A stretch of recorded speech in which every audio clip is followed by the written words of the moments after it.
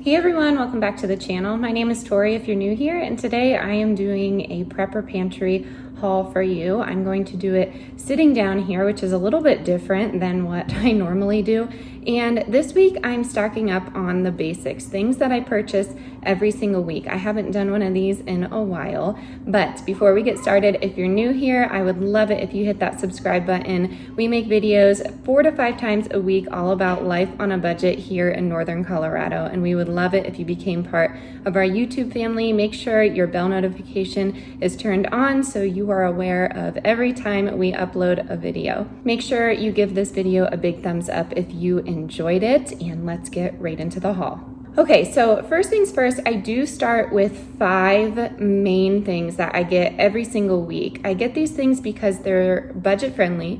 You can do a lot with them, and they've stayed pretty consistent in price. I mean, going up a little bit, going down, but the whole goal was to find something that I could use in multiple recipes that was budget friendly. So at first it started with 1 thing that I stocked up on, and then 3 things, and now it is staying at 5. I will say every now and again I stock up on 2 different things, and that is something that I enjoy or the family enjoys, so like a guilty pleasure, something like that. And then something of the miscellaneous category. So I will leave my list typed out in the description box down below. Let me know if you prep what you typically stock up on. I'm all about stocking up as long as it's on a budget. So number 1, we are gonna start with dried beans. I got pinto beans this time. Sometimes I get black beans. Sometimes I go to my local market and get local beans. That is what our area is known for. So I usually just kind of cycle through 10 different beans, and I've landed back on pinto beans. I like pinto beans because they store really well. We have some in Mylar bags down in our prepper pantry, but being a plant-based eater, I rely on legumes for a lot of different things. So pinto beans are a staple. You also could grind it down and make it into some sort of powder. You could make this into a savory pancake. I like to put them in chilies.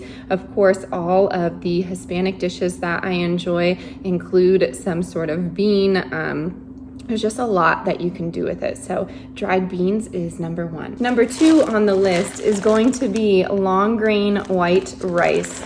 Specifically white rice. White rice tends to store the best, sometimes up to 30 years. Some people think indefinitely. It really just depends. So I like to stock up on them and put them in larger mason jars. That's how I like to store them. You could store them in Mylar. I have that too. Or you could just hold on to it. We have our long-term pantry, but we also have our prepper pantry, and then we have a classic pantry. So we're constantly cycling through things, but when it comes to long-term, they stay put. I may check on them every year or 2 just to move around some dates, but other than that, a lot of our long-term food storage kind of just stays in its cool, dark place, and it's unbothered. I may check on it from time to time, but not too often. Rice also can be grinded down and made into a flour. I love it in curries. I love it in Asian dishes. I love it in veggie burgers. There's just so many things that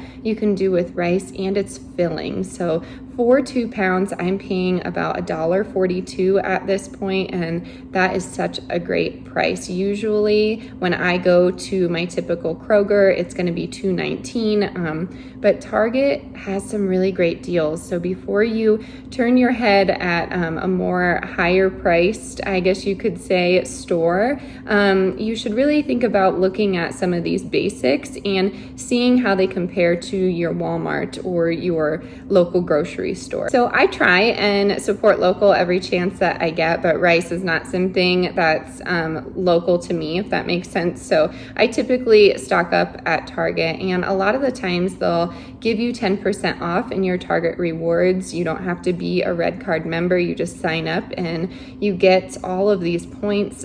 You can apply all of those points. They accumulate, and you can apply it to your check. And it's really great. I love Target's system, to be honest with you. but I will say I do switch it up because Walmart does have comparable prices depending on what kind of miscellaneous and guilty pleasure items I want for the week, if that makes sense. So this week we went with Target. Now, number 3 on the list is some sort of milk. Typically I'm doing a shelf-stable milk, but because I am plant-based, a lot of the times I don't really leave myself out of it, but my family eats a standard American diet. So we have quite a bit dry milk powder, and then we also have the Horizon Organics 2% milks in the carton, as well as chocolate milk. So we are pretty much stocked up on that kind of thing. They do have coconut milk powder, which I stocked up on. I found mine on Amazon. You can find that in my Amazon storefront if you are curious. But this week I did want to stock up on unsweetened coconut milk. So I bring up curries a lot, and this is typically what I'm using it in, but this is really great for different smoothies and things of that nature. This is a large carton, so this would be something, if I'm opening it, I'm making something big, or I'm making multiple recipes with it. Sometimes I'm stocking up on oat milk or almond milk. It really depends. Some sort of shelf-stable milk is something that I like to stock up on. Next step is going to be flour or a grain of some sort. So I, like the beans, I cycle through different kinds of flours. We have einkorn flour, we have whole wheat flour, we have all-purpose flour, which I feel like stores the best, but I could be wrong. The ancient grain flours like einkorn and things of that nature, I'm not well versed on, so I can't speak to it, but this flour can be put in Mylar bags and then in 5-gallon buckets as well, which is what I typically am using it for. But the unbleached 5-pound right now is sitting under $3. So I think that's a great value as well as a budget-friendly option. If you're gluten-free, you're gonna have to find your gluten-free flour. You could do gluten-free oats and grind them down. There's a lot of different things that you can do with flour. I have a garden in my yard if you're new here, and we wanted to grow a grain this year, and we did amaranth. So it really just depends on what you and your family likes, but we have a lot of different varieties down in my pantry. I'm gonna apologize because I am losing light, so I may appear grainy to you, but I'm working through this. Next up is going to be canned protein. So I have some chicken in here. I have wild pink salmon, and then the chunk light tuna was 50% off on my app. So I grabbed a 4-pack, bringing it down to $1.24 or something like that for 4 of these. That's a great deal. So I have all different kinds. As a plant-based eater, my protein would be coming from beans or canned vegetables or something like that. But if it ever came down to it, I understand that being a plant-based eater is a privilege, and I would probably go to fish first. If there wasn't any fish in our pantry, or if we couldn't get it for some reason, I would eat the meat. So don't worry about me. I always get that comment. And I want you to know that there are so many other different forms of protein for plant-based eaters. So that is number 4 on the list. I might have actually added one, now that I'm thinking about it, for the milk, but I am adding this these last 2 as something that I get every week. So water. I'm sure you hear this a lot if you watch these type of videos. We have all kinds of water. We have water like this. We have bottled water. We have the water that kind of sits on its side and you can pour it. We have access to a river. It's about, I'd say, a half mile down the road. We have life straws. We have 4 Patriots version of a life straw. And then whenever I'm done with a gallon of milk or some sort of vessel that could hold water, instead of recycling it, I fill it with water and I put it down in the pantry and I label it. It's not drinking water, it's for other purposes. So in Colorado, we're actually not allowed to collect rainwater. Even if we could, it wouldn't be enough. It does not rain here a lot. If you watch The Office, I believe it was Will Ferrell, so it's the last season, he said, "Oh, Colorado, the sunshine state." And I never understood it. I thought maybe it was like a joke, but I think it was a play on a joke because the sun shines so much here. I think it's like 350 days out of the year, so we don't typically get a lot of rain. So I don't even know if rain barrels would do any good here, but for water, we always stock up on it regardless of the week. Water is very inexpensive, and if you have running water, which we are so fortunate to have, especially in our home, but in the country, we have running water, and it's it does not go unnoticed. We are grateful for that. So we do like to take our running water and store it for non-drinking water as well. Now, this is the sixth one, so you're kind of like getting a bonus of something that I stock up on every week, and that is sugar. So sugar, again, we stock up on different kinds of sugar. White sugar does have the best when it comes to longevity, in my understanding. Again, not really well versed as to what the best thing is. It's just what I have read and researched on my own. So we have white sugar here. We store that in mason jars, but no oxygen absorber in there if you're looking to do that. You could store in Mylar as well. I typically like my Mylar with beans and rice and things of that nature, not something so small like sugars and flours, but it really is up to you and what you're comfortable with. So sugar, you can do a lot with. You could mix it with molasses and make brown sugar. You could grind it down and make powdered sugar. It can be used for baking. It could be used for botanicals, skincare, things of that nature. And I'm sure I'm forgetting something, so let me know down in the comments. All right, that's number 6. So now we actually have a list of 8. So we'll go with miscellaneous first. And this week I picked up Advil. I am a huge advocate for natural living, trying to live pharmaceutical free. But I will say, Advil, you have to look into it and make sure you are getting that name brand. I've done a lot of research into this because I see it from both sides. You have to do your own research on this. A lot of doctors actually suggest taking about a capsule a day, which I don't do, but this was part of my miscellaneous. So sometimes we get Advil. Next week, I have it on my list. I'm getting some Dr. Bronner's Castile soap because it has multiple purposes. The week after that, I will probably get a cooking oil or something like that. The week after that, I might get disposable plates or diapers, although we're kind of moving out of that. I have 2 children if you're new here. So it really depends because the miscellaneous list is very, very special and unique to your family.